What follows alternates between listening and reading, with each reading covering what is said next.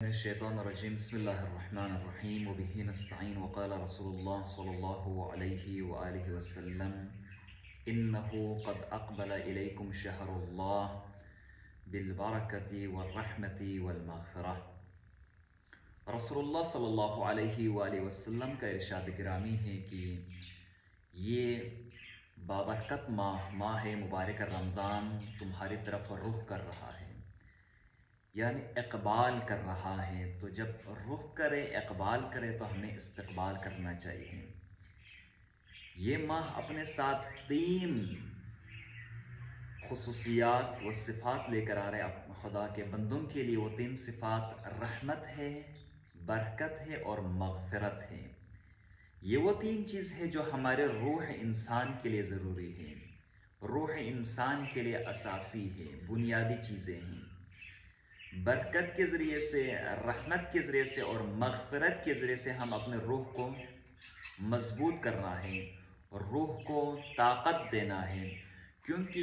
پوری زندگی ہماری روح اور جسم کے درمیان جنگ رہتی ہے۔ نفس سے امارہ جسے ہم کہا جاتا ہے، نفس امارہ، ان النفس الامارۃ بالسوء، یعنی نفس امارہ ہمیں برائیوں کی طرف دعوت دیتی ہے، ہمیں اکساتی ان چیزوں کی طرف جن کو اللہ سبحانہ و تعالیٰ نے ہمیں نہیں کیا ہے، وہ کسی بھی صورت میں ہی کیوں نہ ہو۔ یعنی ہر وہ چیز جن کو اللہ سبحانہ و تعالیٰ نے ہمیں نہیں کیا ہے، ہمیں جن کو کرنے سے روکا ہے، ان چیزوں کی طرف ہمیں لے جاتا ہے، اور اس کے لیے شیطان رہبر ہے، شیطان اس کی طرف ہمیں لے جاتا ہے، راہ دکھاتا ہے۔ تو اللہ سبحانہ و تعالیٰ نے اپنے بندوں کو گمراہی کی طرف ہونے سے بچانے کے لیے ایک ماہ مقرر کیا ہے کہ اس ماہ میں ہم نے محاسبہ نفس کرنا ہے، اس ماہ میں ہم توبہ و استغفار کرنا ہے، اس ماہ میں ہم اپنے دشمن کو پہچاننا ہے، اس ماہ میں ہم اپنے حقیقت کو بھی پہچاننا ہے، اور اس ماہ میں ہم اپنے روح کو، اپنے حقیقت کو مضبوط کرنا ہے۔ وہ روح انسانی کو مضبوط کرنے کے لیے ہمیں اس ماہ کی ضرورت ہے، سرمشق کرنے کی ضرورت ہے، ایکسرسائز کرنے کی ضرورت ہے، تاکہ اس ماہ میں ہم اپنے روح کو مضبوط کریں۔ اور اس کو روح کو مضبوط کرنا کن چیزوں کے ذریعے سے؟ وَاسْتَعِينُوا بِالصَّبْرِ وَالصَّلَاةِ، قرآن میں اللہ سبحانہ وتعالیٰ نے فرمایا کہ تم مدد لے لو صبر کے ذریعے سے اور نماز کے ذریعے سے، روزے کے ذریعے سے، اور ہر ان اعمال کے ذریعے سے ہم نے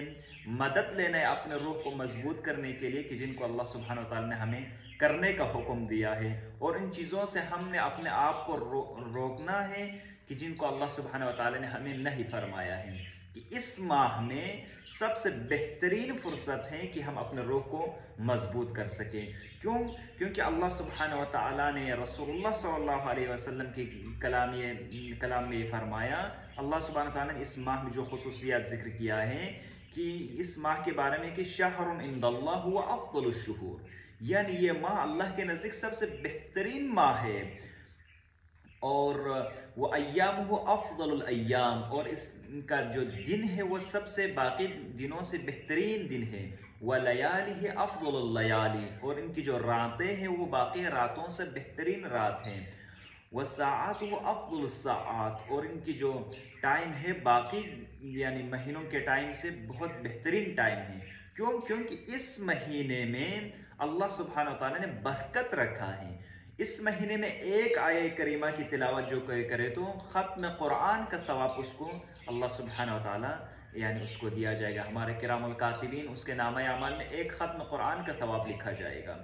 اس مہینے میں ایک کھجور کا اگر کوئی صدقہ دے تو باقی مہینوں میں یعنی بہت زیادہ صدقہ دینا اس مہینے میں ایک کھجور صدقہ دینے کے برابر ہے، اس کو بہت زیادہ اجر و ثواب ملے گا۔ اور اس مہینے میں اللہ سبحانہ وتعالیٰ اپنے بندوں کو بخشش کرنے کے وعدہ کیا ہے، کیونکہ اس مہینے کے راتوں میں ہی ایام لیلۃ القدر ہے۔ اس مہینے میں اللہ سبحانہ وتعالیٰ نے اپنے بندوں کو مغفرت کرنے کا وعدہ فرمایا ہے، لیکن محروم ترین انسان وہ ہے کہ جو اس مہینے میں اللہ سبحانہ وتعالیٰ